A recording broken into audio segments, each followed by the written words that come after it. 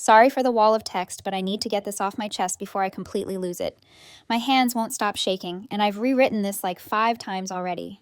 I've been with Nicholas for 5 years, married for 3. We didn't meet through dating apps or anything like that. We actually got locked in an art gallery storage room together when the electronic lock system malfunctioned. We ended up trapped for over 2 hours, with just his protein bar to share while sitting on the floor surrounded by wrapped sculptures. Maintenance took forever to arrive, but honestly, it was the best meet cute ever. We talked about everything from Caravaggio to our weird childhood pets. When we finally got out, he said being trapped was the luckiest accident of his life and asked for my number. Life with Nicholas has been mostly good, TBH. We bought a small house 2 years ago, have a decent group of friends, and generally enjoyed building our life together. My birthday was last weekend. Nicholas has always made my birthday special.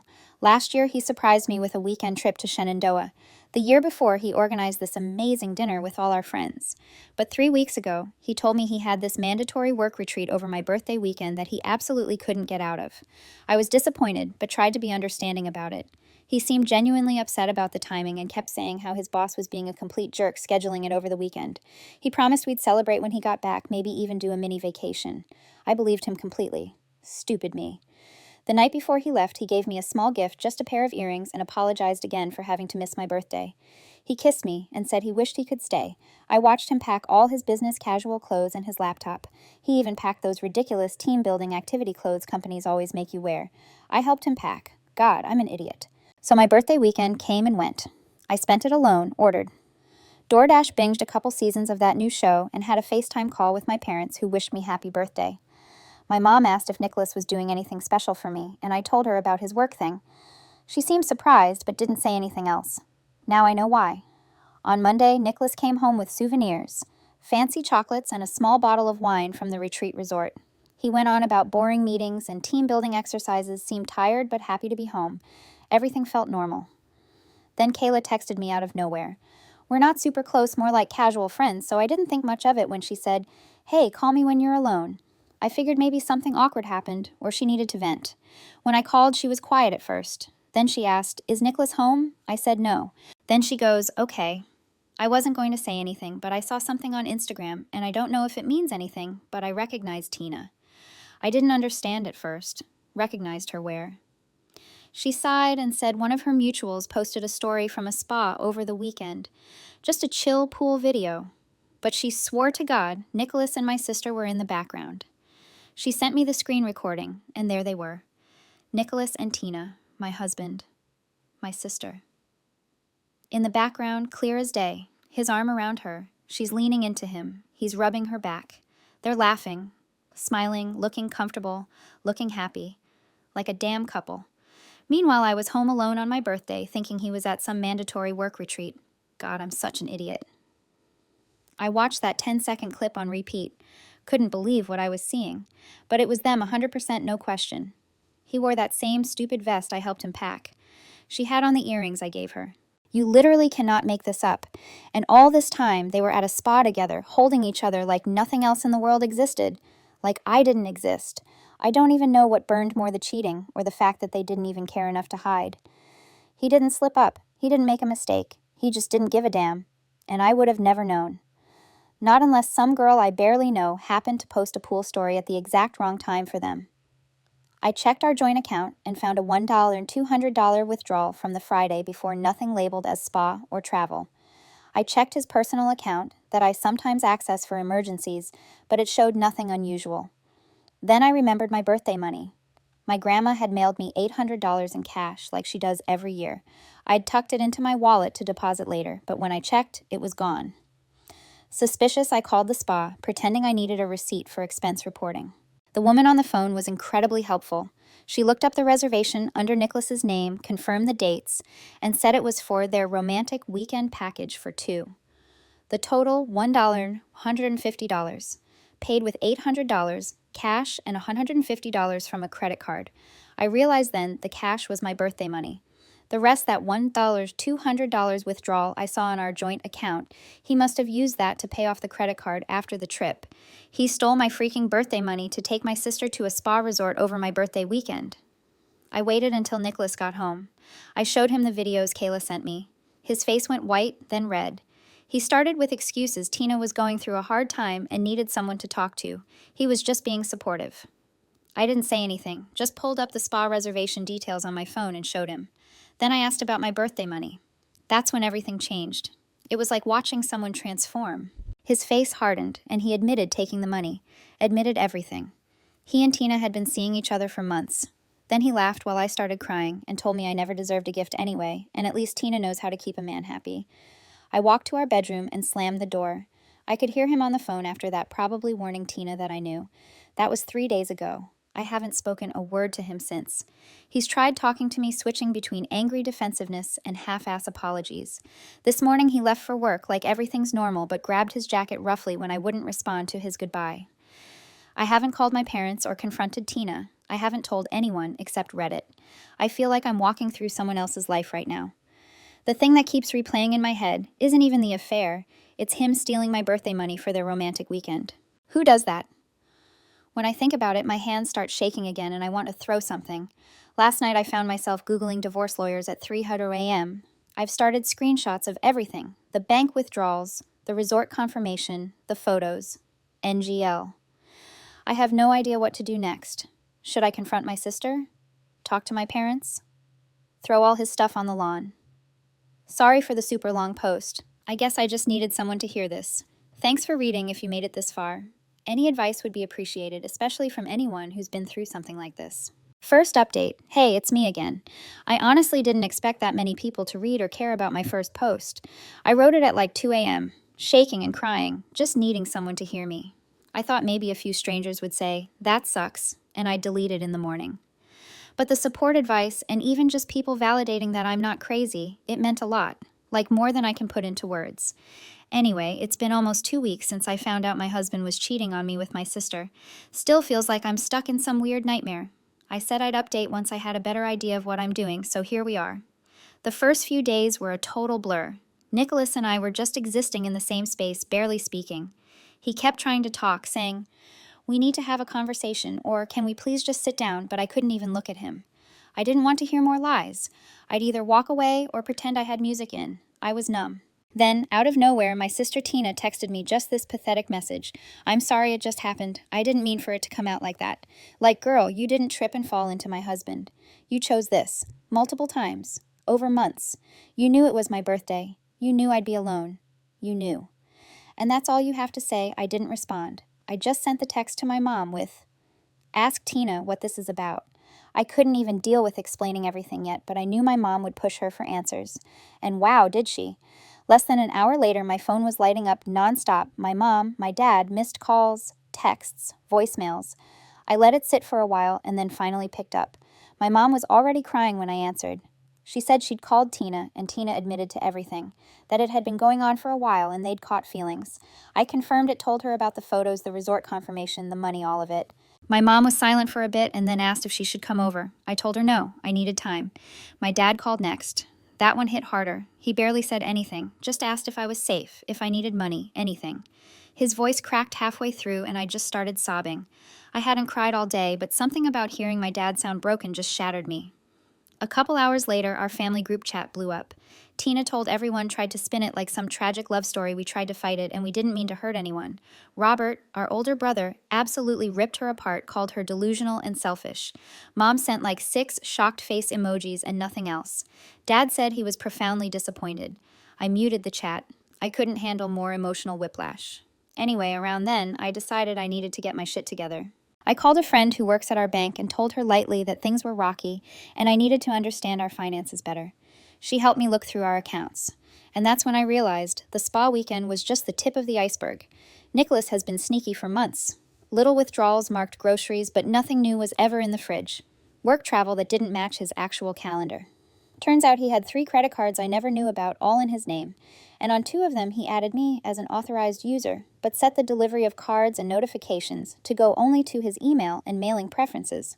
He even told the bank not to issue physical cards for the Addition user for simplicity. I never got a card, never got a statement, didn't even know that was possible. But when my friend at the bank helped me pull the records there, it all was. Fancy restaurants I'd never been to. Weekend Airbnb stays. A $300 necklace bought 3 days before Tina's birthday. Like, seriously, I confronted him the next morning. He got defensive, instantly said I'm too controlling with money and he needed freedom. When I asked about the credit cards, he said they were for emergencies. Uh-huh. So, romantic hotel weekends with my sister are now emergencies. I lost it. I threw his favorite mug against the wall, R.I.P. Darth Vader mug. He called me insane and stormed out. Haven't really talked since, other than him yelling or pouting. I booked a consult with a divorce lawyer the next day. She was calm, kind, and incredibly helpful. Told me what documents to gather, advised me not to leave the house yet, and said to start tracking what was bought with joint funds versus personal gifts. It felt overwhelming, but at least it gave me something to do. I also went to urgent care and got tested for STIs. All came back negative, thank God. But it was humiliating explaining why I needed the tests. While all this was going on, Nicholas started love-bombing me, flowers, apologies. Let's go to therapy. We can get through this. When I didn't react, it flipped. Now I wasn't even trying. He'd go from fake sad to passive-aggressive to silent depending on the hour. Then came the kicker. I came home early from work power outage at the office and heard him on the phone in the kitchen. He didn't hear me come in. He was telling Tina, "Just give her some space, I'm handling it. Once this blows over, we'll figure things out." I just walked in, grabbed my water bottle, and left. Didn't say a word. He knew I heard. He hung up fast, but didn't follow me. That night, I called my cousin Jason. He owns a rental house that's currently empty while he renovates. I didn't even get through the full story. He said, "It's yours. No pressure. Pay what you can." I cried again, but this time it was relief. Since then, I've been slowly moving stuff over while Nicholas is at work. Just the essentials for now: documents, clothes, sentimental stuff. I've opened a new bank account at a completely different bank. I'm setting myself up to walk away clean. Last weekend, Nicholas ordered an expensive watch online, $2, $100 paid for with our joint account. He claimed it was for work meetings to keep up appearances, but I knew it was just another attempt to stroke his ego in the middle of all this chaos. The delivery was scheduled for yesterday when I'm usually at work, but I'd swapped shifts last minute and happened to be home when the courier rang the bell. I signed for the package and, out of sheer curiosity and spite, opened it. And there it was, the shiny, absurdly overpriced watch. For a second, I thought about just leaving it on the table as more evidence of his reckless spending. But then I thought, why should I? This came out of our joint account. I didn't want to cause a scene or break any laws, so I looked up the store's return policy. Turns out, as long as the item was unopened and I could prove the purchase came from a joint account, they'd allow an in-person return for refund, no questions asked. I drove to the nearest branch the same day with the receipt from our online banking. The clerk barely blinked, scanned the barcode, confirmed the transaction, and processed the refund right there. The money went back into our joint account within the hour, but I'd already set up account alerts and knew exactly when to move my share into my new bank. He probably wouldn't even notice until the next time he tried to flex. Nicholas is away at an actual work conference right now. He has no idea that the house is half empty, that I've got divorce papers drawn up, or that he'll be walking into the ugliest wake-up call of his life. I don't know what happens next. I'm terrified. I'm pissed. But I'm also ready, and that's something. Thanks again to everyone who listened. I'll update again once things move forward. Second update. It's been a month since my last update, and a lot has happened.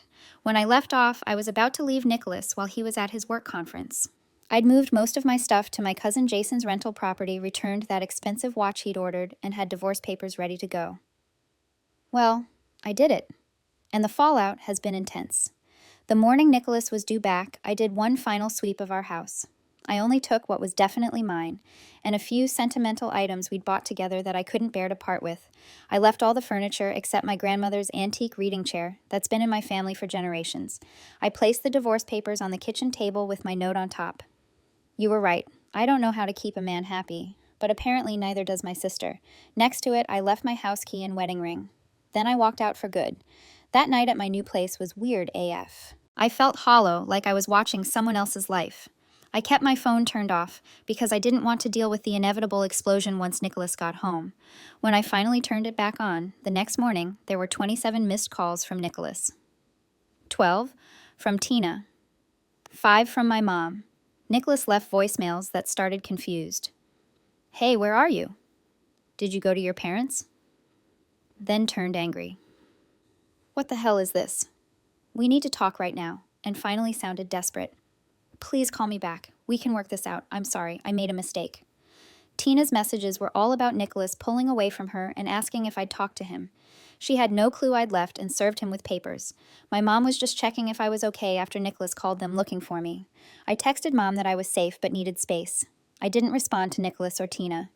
Around noon, my lawyer emailed me. Nicholas had already contacted her office. She reminded me not to talk to him directly about anything related to the divorce and to forward any messages from him to her.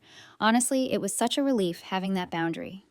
The next few days were a blur of logistics, setting up utilities, changing my address everywhere, telling people at work about my new contact info. Nicholas kept switching between blowing up my phone and going silent for hours. I documented everything but didn't answer. Then came the first real surprise. 5 days after I left, Tina showed up at my workplace. I was walking to my car after my shift when I spotted her leaning against a lamppost in the parking lot, arms crossed, eyes red like she'd been crying. When she saw me, she straightened up and started walking over fast. I almost kept going. Every instinct told me to ignore her, but she called my name loud enough that a couple coworkers turned to look. I didn't know where else to go. She didn't outright ask for help. Instead, she launched into this rambling story about how Nicholas had stopped talking to her, how he'd promised her all these things, and then bailed, how our parents were treating her like she didn't exist. "I know you hate me," she said, "but you don't get it. He used me too. I thought he actually cared." It wasn't an apology. It was her trying to make herself the victim again, like I'd somehow feel sorry for her. I could see it in her eyes. She wasn't here to fix things. She wanted me to tell her it wasn't her fault. When I didn't say anything, she stepped closer, voice dropping. "You're not the only one who got hurt, you know." I looked at her, really looked at her, and felt nothing. Not anger, not satisfaction at her suffering, not even pity, just emptiness. I told her I couldn't help her and that she should call our brother Robert. When she tried to grab my arm, I yanked it away hard enough that she stumbled backward. Then I got in my car and drove away. Later that night, she texted from a new number. "He's changed. I think he still loves you. We made a mistake." I stared at that message for like 20 minutes. Then I took a screenshot and sent it to Nicholas without any comment. He called immediately. I didn't answer. An hour later, he texted, "It wasn't like that.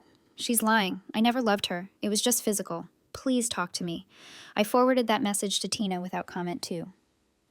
Maybe that was petty, but I wanted them both to see what the other was saying. I wanted them to feel a fraction of the betrayal I felt. A week later, I was served with Nicholas's response to my divorce filing. He was contesting everything property division, the grounds for divorce, even claiming I had abandoned the marital home. My lawyer said this was typical as an initial negotiation tactic and not to worry. What Nicholas didn't know was that I had documented everything meticulously, every sketchy financial transaction, every text message, photos of him and Tina together, recordings of his admissions, statements from witnesses. My lawyer seemed super confident we had a solid case. 2 weeks after I left, I finally met with my parents. They looked exhausted. Dad hugged me for so long when I arrived. Mom kept wiping tears. They told me they'd had several conversations with Tina. She was staying with Robert temporarily, but it wasn't going well. Apparently, she kept insisting that she and Nicholas had a real connection and that everyone was overreacting. My brother's wife was apparently ready to throw Tina out herself. I told my parents about the divorce proceedings and my new place. I assured them I was okay financially and emotionally, kind of a lie, but they had enough to worry about. Dad surprised me by saying they'd already spoken to a family lawyer about removing Tina from their will. I told them that wasn't necessary, she was still their daughter, but Dad was firm. He said actions have consequences, and they raised us both better than this. 3 weeks after leaving, I learned through my lawyer that Nicholas had withdrawn a large sum from our joint savings account, about $7,000. Luckily, I'd already moved most of my share to my new account, but it still felt like another violation. My lawyer immediately filed motions to freeze the remaining joint assets and for temporary financial orders. The court date was set for the following week, but 2 days before Nicholas's lawyer contacted mine. Suddenly he wanted to negotiate. No court, no fight. He would agree to my proposed property division if I would agree to keep the reason for divorce private rather than citing adultery specifically. My lawyer advised me this was a good deal. I'd get what I wanted financially without a long court battle, but something felt off. Why the sudden change? Why was he so concerned about the public record? I asked for time to think about it. That evening, I got a text from an unknown number Tina, using a friend's phone. Nicholas's boss found out about us. "He's in trouble at work. Please don't make things worse for him." And there it was. Nicholas's work had a strict policy about personal conduct, especially for someone in his position. If the divorce cited adultery with specific details, it could affect his job. That's why he suddenly wanted to settle. I told my lawyer I would agree to the terms with one addition: Nicholas would be responsible for all legal fees, including mine. His lawyer countered, we negotiated, and settled on him paying 80% of all fees. The papers would be signed the following week. Yesterday was actually the first day I didn't cry at all. Not once. I went to work, had lunch with a coworker, came home, made dinner, watched a show, and went to bed. Normal things. Small things. But they felt like victories. This morning I woke up to 15 missed calls from that same unknown number Tina had been using. I haven't listened to any of the voicemails. I don't need to hear her excuses anymore. This afternoon, I was grocery shopping when I got an email from Nicholas's company, not directly from HR, but from their legal department. Apparently, Nicholas told them I was spreading false rumors about him at work, including claims of infidelity. The email was framed like a basic fact check. They said they were conducting an internal review and wanted to confirm whether certain allegations were true. I stared at that email in the middle of the cereal aisle for so long, an employee asked me if I was okay. When I got home, I sent the email to my lawyer immediately. She called me 10 minutes later and said we'd respond officially, but carefully. Together, we drafted a brief statement confirming that I had filed for divorce based on clear evidence of infidelity and that I had no involvement in spreading personal information at his workplace.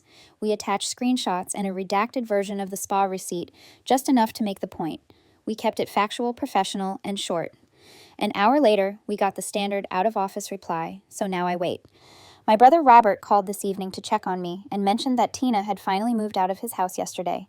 Tina's now staying with a friend, though Robert doesn't know which one. He said she left a mess in their guest room, stained sheets, makeup all over the bathroom counter, and even a small burn on the carpet from a straightening iron. While we were talking, I got a notification that Nicholas had posted on Instagram for the first time in weeks. It was a photo of a whiskey glass with some deep quote about weathering storms and finding yourself. I almost laughed. What's wild is that 6 weeks ago, that post would have devastated me. Now it just seems pathetic. The man who laughed while I cried, who stole my birthday money to cheat with my sister, who told me I didn't deserve gifts, now he's posting sad boy content on social media. I'm still staying at Jason's rental place, but I've started looking for my own apartment. I've been browsing FB Marketplace for secondhand furniture and signed up for one of those meal kit services, so I'm not just eating takeout every night. Tomorrow I have a meeting with my lawyer to review the final settlement agreement before Nicholas signs it next week. She thinks we've covered everything, but wants to double-check there are no surprise assets or debts we've missed. I know the road ahead is still long. The divorce will take time to finalize completely. Nicholas and Tina wanted to play adult games, now they're facing adult consequences. And that feels like justice. Last update. So many of you have DM'd asking for updates, and I've been meaning to post one for a while. I promised a final update once things were settled, so here goes. First off, the divorce was finalized last month. Nicholas eventually stopped contesting everything once his company started investigating him. In the end, our assets were divided mostly as I initially proposed. I kept my retirement accounts and personal belongings. He kept the house, but had to refinance to remove me from the mortgage and pay me my share of the equity. We split our joint savings minus the $7,000 he had withdrawn, and he was responsible for 80% of all legal fees as agreed. The whole thing was expensive and draining, but ultimately fair. The most unexpected thing happened the day we finalized everything at the courthouse. Nicholas asked through his lawyer if we could talk for 5 minutes. My lawyer advised against it, but I was curious what he could possibly have to say, so I agreed as long as we stayed in the courthouse with security nearby. He started by saying he wasn't trying to win me back, but he needed me to know he recognized how badly he messed up. He asked if we could eventually be on speaking terms. I said probably not, but that I wished him well. That last part wasn't entirely true. I don't wish him ill exactly, but I don't particularly wish him well either. I just want him to stay in my past. As for Tina, that's more complicated. After getting kicked out of Robert's place, she bounced between friends' couches for a while. Most of them got sick of her after a couple weeks. According to my mom, she'd stay up late drinking wine and crying about how unfair everything was, but wouldn't actually do anything to improve her situation. She eventually moved back in with our parents about 3 months ago. Mom says it's been super tense. Dad barely speaks to her, and Mom is caught in the middle trying to keep peace in the house. Tina found a job at some call center and is supposedly saving for her own place, but the progress is snail slow. I guess it's hard to save when you spend half your paycheck on Sephora orders and Uber Eats. We still haven't spoken directly since that day in the parking lot at my work. She sent countless texts from various numbers after I kept blocking her. They've evolved from defensive. You don't understand what Nicholas and I had to desperate. Please talk to me. I miss my sister too resigned. I know you'll probably hate me forever. I haven't responded to any of them. My extended family knows something happened between Tina and me, but not all the details.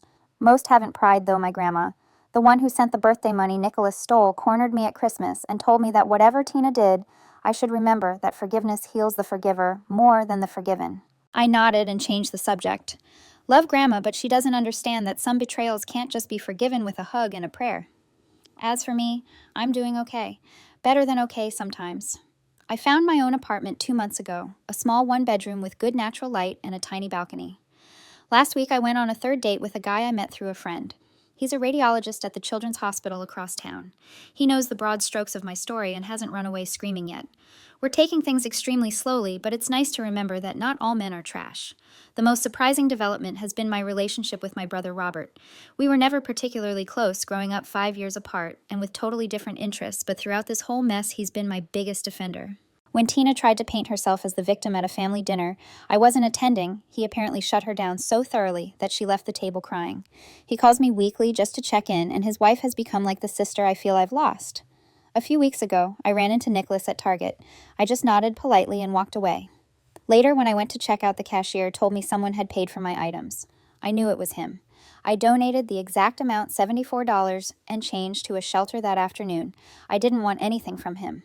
The money from the watch return that I mentioned in my last update, I used it to book a solo trip to Costa Rica next month for my 30th birthday. I'm going to stay in a little beachfront cabin, take surf lessons, ride on the sand, eat tropical fruit, and unplug from everything. I haven't taken a real vacation alone since college, and part of me is terrified, but a bigger part of me is excited. Like I'm finally giving myself the love and attention I wasted on someone who never deserved it. I deleted my old Instagram Too Many Memories with Nicholas and Tina and created a new private one with just close friends. I've been learning to cook actual meals instead of living on frozen dinners and takeout. I have a morning routine now, stretch, make coffee, water.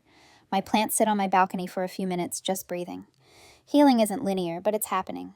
I don't know if Tina and I will ever repair our relationship. Some days I think the sister I loved died the moment she chose to betray me. Other days, I remember the little girl who used to follow me around, asking to borrow my clothes, and I wonder if something of that bond remains buried under all the hurt. Maybe time will tell, but I'm not rushing it. I don't owe reconciliation to anyone.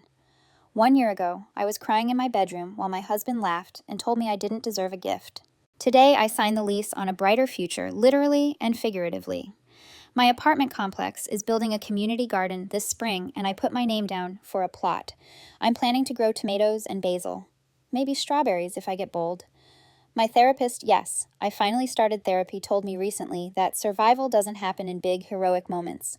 It happens in small choices you make every day. Leaving Nicholas wasn't a single decision.